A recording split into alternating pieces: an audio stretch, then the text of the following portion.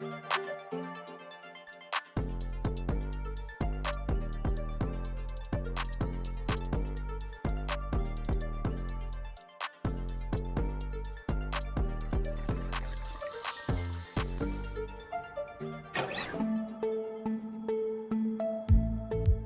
back to another Chem 2302 lab experiment primer video.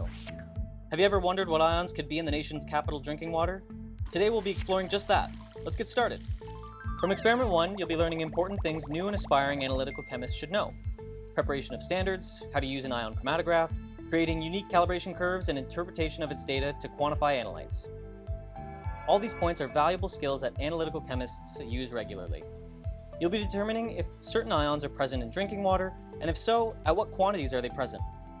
This will be done on the Dionex ion chromatograph, and although we could go into detail on how the instrument works and lab manual information, today we'll be highlighting some tips to make experiment 1 a bit of a smoother ride. The first point is to dilute your unknown sample before analysis. Concentrated samples can result in huge peaks on a chromatogram. Analytical instruments can only analyze so much of a compound at once, where samples that are too concentrated display larger than expected peaks on the computer. Next, you'll want to make sure that no air bubbles are present in your syringe before sample injection. Air bubbles can provide inconsistencies between your runs, making your data unusable. I've made this mistake a handful of times in Chem 2302, and it's an easy thing to watch out for to ensure your data looks reproducible.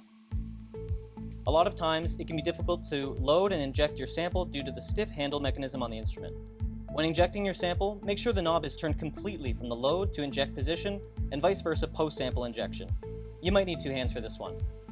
Finally, time efficiency will be key in this experiment.